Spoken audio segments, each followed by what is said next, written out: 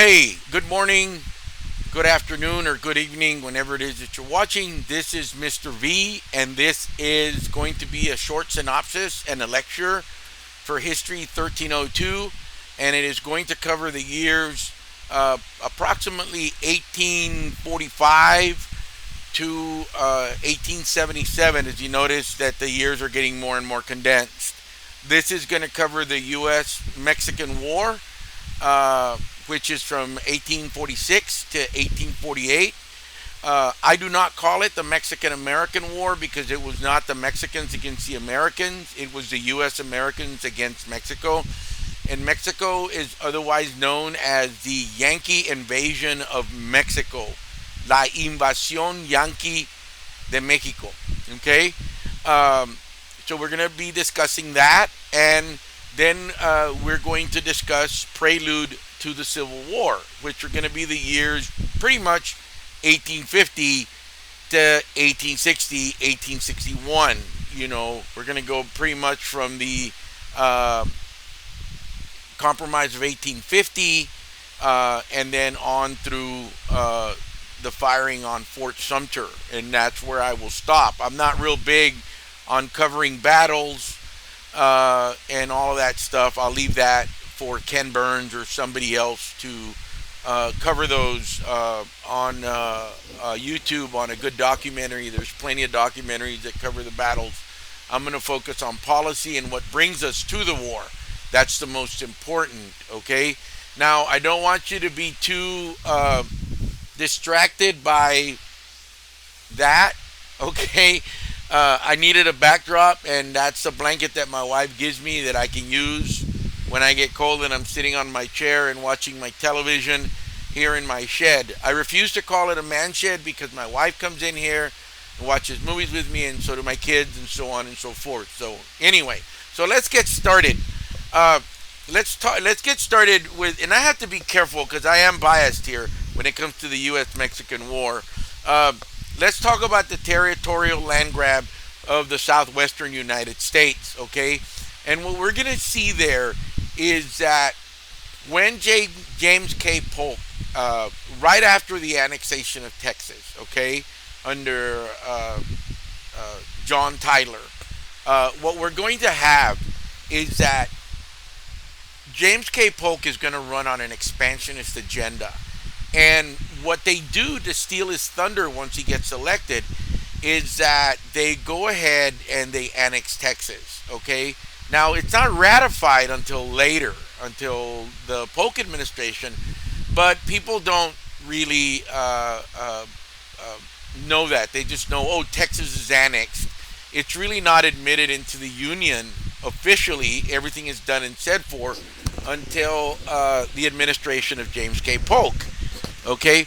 Now, the other thing that he runs on is the Oregon question. Okay? We have the Texas question, and the Texas question is, where does Texas start and where does it begin? And that's why we're going to fight the U.S.-Mexican War. The other thing that we got to worry about, what other state is going to come in to the Union when Texas comes in, because we have to keep the balance of power of slavery, or they do, even, okay? And the other question is going to be, what about the rest? You know, I mean, what is Texas attached to? The Texas that they eventually win even has Santa Fe included, and it's going to be the Compromise of 1850 that is going to give it its border, okay? That's the way we do it in history, because it's flat up, flat on the Panhandle, flat to Oklahoma, the Red River, and then flat again, right? And then the Sabine, and that's Texas for you, okay? And the reason that Texas is going to be cut up like that, and Texas is going to allow it, is that Texas had a lot of debt, okay? They had an incredible amount of debt. The other problem is going to be, and I want you to know this because this is important, are the two rivers. Mexico said that the boundary was the Nueces River, okay? Nueces in English is pecan, and the United States said, no, it's the Rio Grande, or the Rio Bravo as they say it in Mexico, or Rio Grande as they say it in the United States. And that's going to create an issue, okay? While we're on the Compromise of 1850, the other thing that the Compromise of 1850 is going to do after the U.S.-Mexican War, it's going to allow California to decide whether or not they come in under popular sovereignty, okay?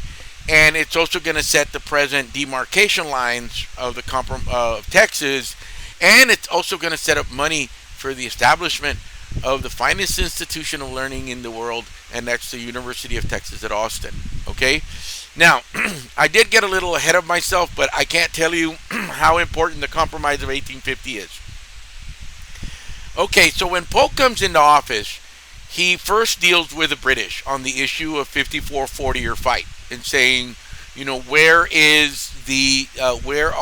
the territorial lines for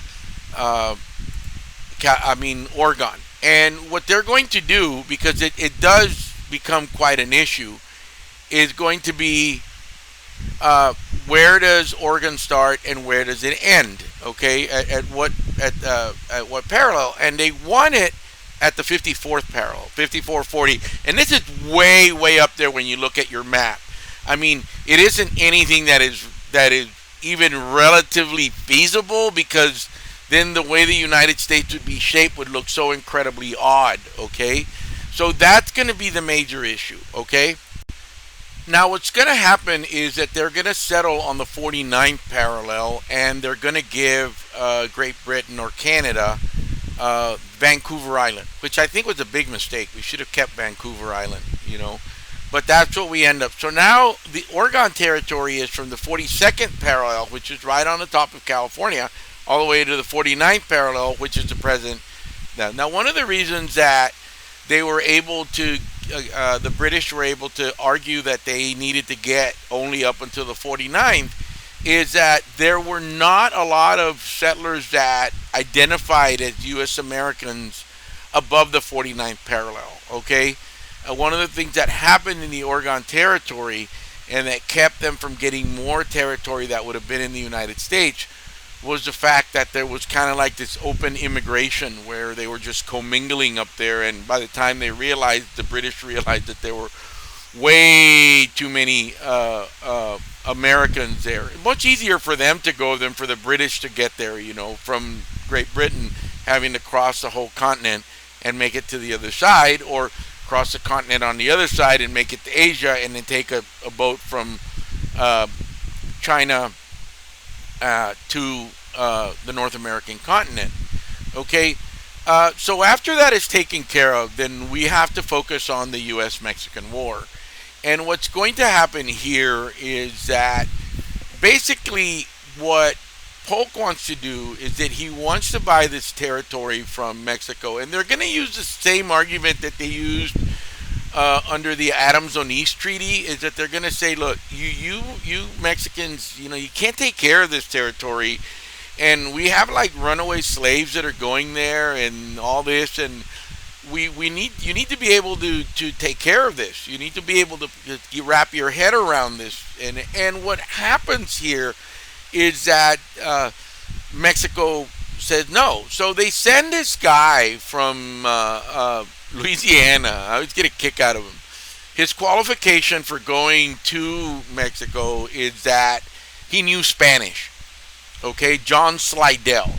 He's crookeder than a barrel of snakes. I mean, this guy was just classic bigot, you name it. But anyway, they sent him down there, and the Mexican delegation refuses to talk to him.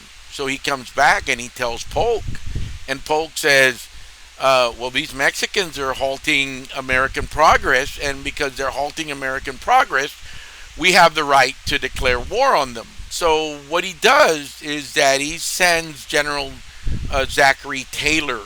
Don't get him confused with John Tyler, because Zachary Taylor is also going to be president, okay?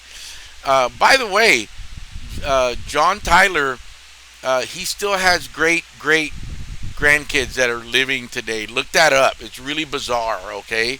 It's kind of like Tyler had kids like when he was in his 70s or 80s, and then his son had kids when they were in their 70s and 80s, and this guy's in his like 80s or 90s. It's really bizarre.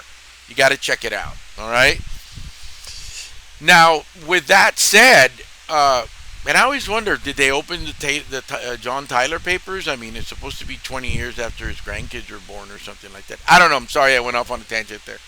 Uh, what's going to happen is that he's going to send Zachary Taylor to Point Isabel, which is pretty much south by the island, okay? And he sets up Fort Texas there. And they do a couple of incursions where they cross the Rio Grande. Now, they were in disputed territory. Nobody's saying that the river between the territory between the Nueces and the Rio Grande, it was disputed territory, okay? However, once they cross the Rio Grande, then that's it. They're in Mexican territory, and a Mexican general ambushes their, scouting team and kills a couple of Americans. Okay, and of course, James K. Polk said American blood has been shed on American soil, which is a lie. So you must give me a declaration of war, and they pretty much give him a declaration of war. Okay, now I'm sorry. Now here's the deal. There are some people in Congress that say no. Like Abraham Lincoln, that says, show me the spot. And it's called the spot resolution. Show me the spot where American blood has been shed on American soil, and I will sign this declaration of war for you. And of course, everybody knew that the ambush had been in Mexican territory. We know that for a fact. Now, that, however, does not stop the United States from declaring war on Mexico. And we have a declaration of war against Mexico. And then we begin to see the movement of troops into Mexico. The first two battles are Palo Alto and Resaca de la Palma. And then Zachary Taylor makes his push down to Buenavista, Monterrey, Saltillo. In Buenavista, he actually fights a very, very hard battle with Antonio Lopez de Santa Anna, to which they lost. But over the course of the evening, Santa Anna receives a message that a coup against him has started in Mexico City, and he has to evacuate. He has to evacuate and go take care of that.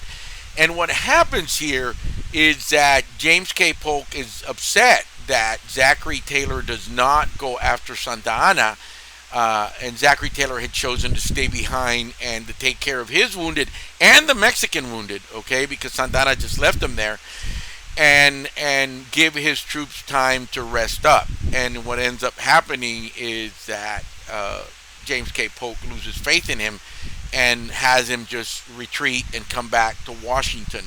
And that's going to be one of the reasons that Zachary Taylor goes against Polk. Now, I can go into all these other details, okay? I can go into all these details about the war. But basically what you're going to have is that you have Taylor secure the North. You're going to have General Kearney go to California. And in California, they have a really tough time with the Californios, because the Mexicans from California are not like the Mexicans from Mexico City. These are the landed gentry and all of the above, okay? The other thing that we need to take a look upon and watch is the fact that we're going to have, I forgot, I'm sorry. I had a brain fart. Winfield Scott. And he's going to come to Texas, and then he's going to go to Veracruz, and from Veracruz he's going to march on Mexico, and he's going to take Mexico, where Santa Anna is going to capitulate, okay? And of course Santa Anna goes into exile again. Now, after this, we're going to have the Treaty of Guadalupe Hidalgo, where the United States is going to recognize Texas as an independent, and then Mexico is going to buy the rest of the Mexican territory. That's going to include Texas, a part of Oklahoma, Colorado, a little bit of Wyoming, New Mexico, Arizona, and California. Okay, there's 7 states there. In addition to that, Texas is not going to get Santa Fe as much as they wanted to, They're not going to get Santa Fe. And the in 1850, the demarcations are going to be set. So that's it. And the border of the Rio Grande is going to be settled. Now, Mexico gets $15 million in indemnities, but then the United States says, well, you caused a lot of damages in Texas during the Texas Revolution, so we're going to take some money away from you there. So Mexico only ends up getting like $7 million, and then a lot of that money had actually been borrowed from wealthy hacendados, and it had been borrowed from the church, and it had been borrowed from Santa Anna to fight the war. So basically, what you end up having here is that you end up having very little money go back to Mexico, and a lot of people arguing that it was a lot of corruption that was involved, and that they didn't get the money. But that's not true. You need to look at the bigger picture of these things when you talk about it. Now, I thought I was going to make 2 lectures, but I'm going to cut this one off, and then I'm going to do another Civil War lecture because this was going into 15 minutes. So I'll give you that heads up. But we have to look at the long-lasting effect of the U.S.-Mexican War. Okay, a lot of Mexicans will say, the border didn't cross us. We didn't cross the border crossed us. My relatives became U.S. Americans overnight. Okay. In addition to that, you have a lot of dispossession. Basically, what would happen is if Mexicans could not come up with the papers or the titles to their land, they would lose them. So you're going to have a lot of violence. You're going to have a lot of dispossession, especially in California, where you have these individuals that have ranches that are in the millions of acres that are going to be reduced from the landed elite to peons. Now, I'm not saying that they were bad. One of the things that we have to understand about this period in Mexican history, or U.S. Mexican history, is that there was a lot of elitism going on. A lot of these people treated other Mexicans poorly. And, well, that's a story for another day, but that did exist. But you're going to have a lot of animosities that are born in. And this episode in Mexican history is taught in schools.